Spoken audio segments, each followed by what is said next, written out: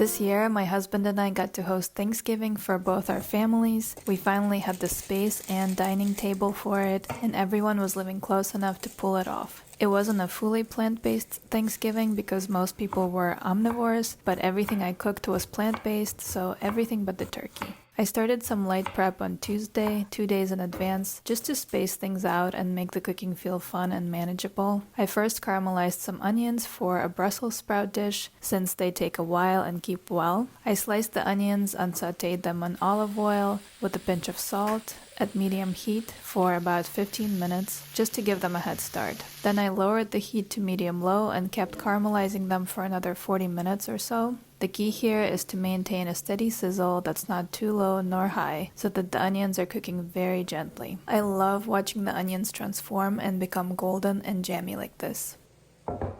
Next, I made cranberry sauce, which is so easy to do and always turns out delicious, so I always feel like it's worth the extra step to make it at home. In a pot, I combined fresh cranberries, or you can also do frozen, with some sugar.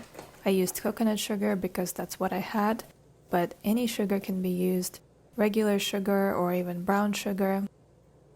I zested a whole orange, and since the orange was already zested, I figured I might as well use the orange juice as part of the cooking liquid. So I juiced the orange and then added some water and added that to the pot. Added a cinnamon stick, mixed it all together, and brought it to a simmer. I let everything simmer for about 10 minutes until the cranberries burst and released their juices. I set the cranberry sauce aside to cool, and as it cooled, the natural pectin in the berries made the sauce set and become jelly-like, no gelatin needed. Next, I started on the batter for a lentil and mushroom loaf that I was making as the plant-based main. This recipe is from a holiday ebook that my mom and I wrote a few years back. I'll link it below. It's so good and everyone always loves it, even the non-plant-based people. I combined brown lentils, plenty of water, bay leaves, salt, and pepper in a pot. I also added some of my homemade freezer bouillon since the recipe called for broth instead of water and I didn't have any to spare. I set the lentils to a simmer and let them simmer until they were soft and all the water was absorbed. I then diced an onion,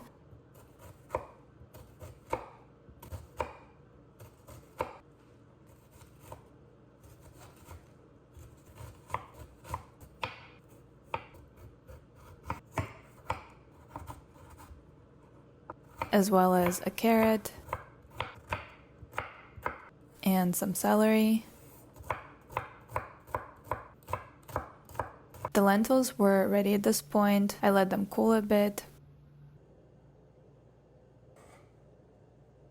I began sauteing the mirepoix in olive oil with a pinch of salt.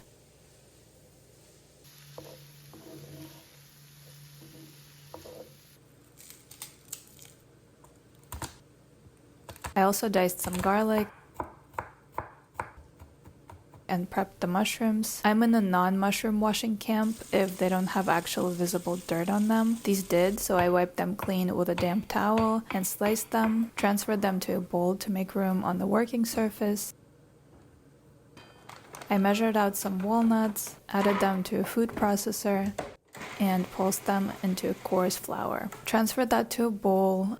I added garlic to the mirepoix once the veggies were soft and added that to the bowl with the walnuts. Then I sauteed the mushrooms in olive oil. Once the mushrooms are coated in oil and salt, I spread them out into an evenish layer and let them brown undisturbed. Then I made the seasoning mixture for the lentil loaf. I combined tamari, maple syrup, ground flax, nutritional yeast, garlic powder, and onion powder.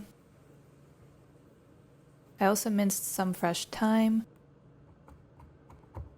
as well as rosemary.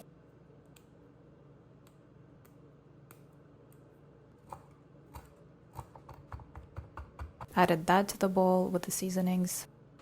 Then I made the balsamic glaze for the top of the loaf. I combined tomato paste with maple syrup, balsamic vinegar, hot sauce, and salt. And then part of the balsamic glaze also gets mixed into the seasoning mixture. I brought back the food processor, which I didn't wash by the way because it's all going in the same place, and added in the mushrooms. I pulsed the mushrooms a few times to chop them, then added the lentils, the seasoning mix, and blended it all together. I added that mixture to the bowl with the walnuts and the mirepoix and mixed it all together. And that's it, the batter was done. I put it in a Tupperware and refrigerated it until the next day when I would be baking it. The last thing I did that day was tear the bread for the stuffing so that it would sit overnight and dry out. That way I wouldn't have to dry it out in the oven. It's good to use stale bread like this for stuffing so that it doesn't get too soggy and holds its shape.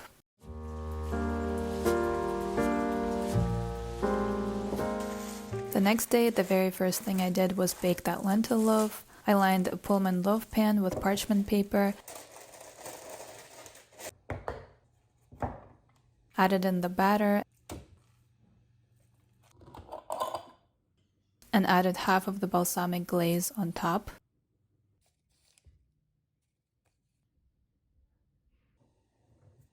I put it in the oven to bake and moved on to the stuffing, or I guess technically it's dressing, but everyone calls it stuffing. I added the bread to a bowl, sliced an onion, as well as a leek.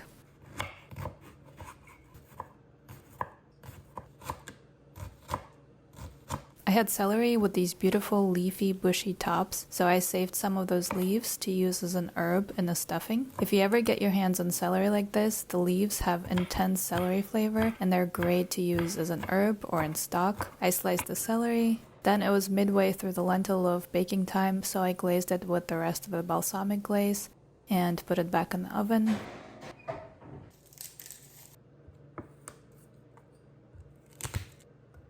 I also thinly sliced some garlic, added some melted butter to a skillet. I love Miyoko's butter, it's my favorite vegan butter, as well as some olive oil. Added the onion, leek, and celery to the skillet, along with a pinch of salt, and sauteed them.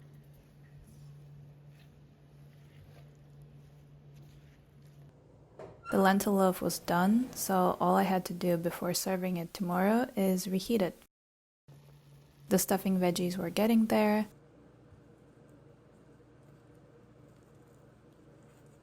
I chopped up the celery leaves and added the sliced garlic to the skillet with the veggies. Also minced some thyme.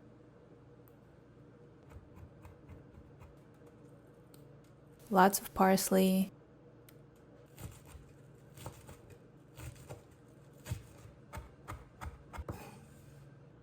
Sage.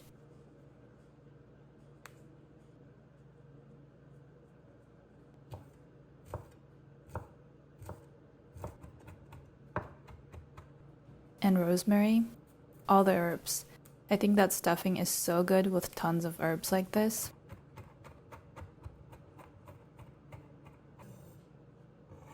I added the sauteed veg to the bowl with the bread, mixed it up a bit, added some pepper and herbs.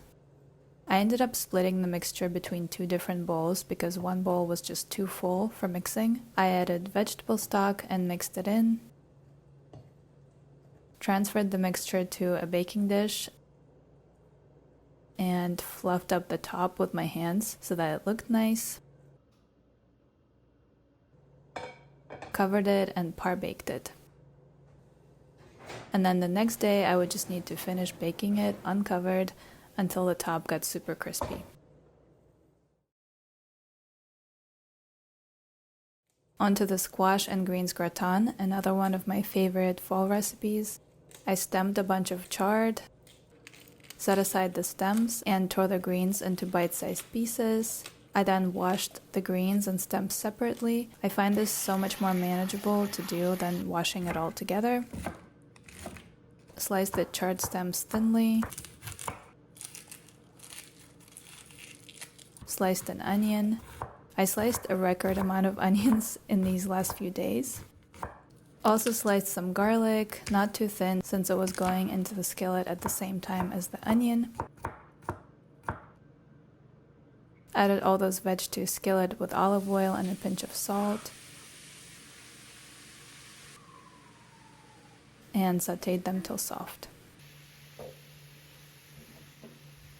Meanwhile, I made the gratin sauce, which is just a cashew lemon cream. I combined cashews, lemon juice, water, and salt in a blender and blended till smooth.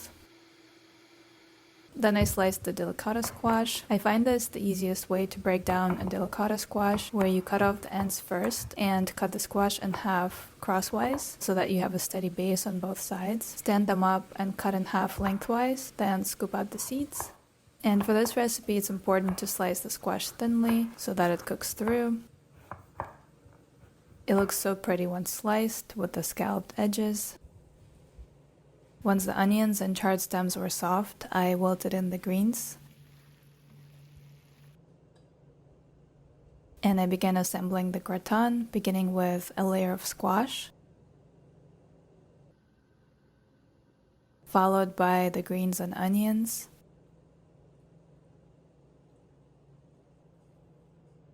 and then a splash of the cashew cream. And I continued layering it like that.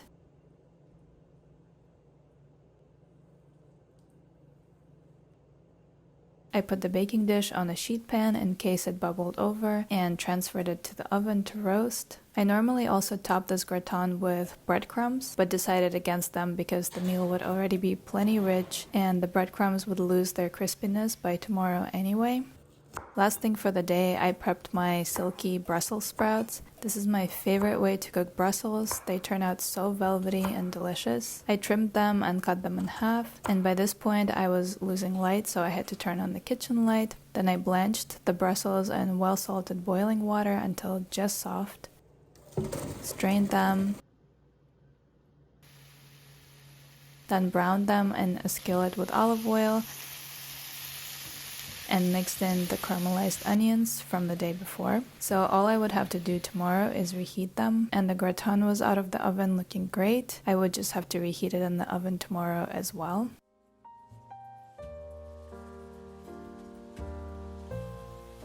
On Thanksgiving Day, all I cooked was mashed potatoes since they're best made the day off, and the feast was ready.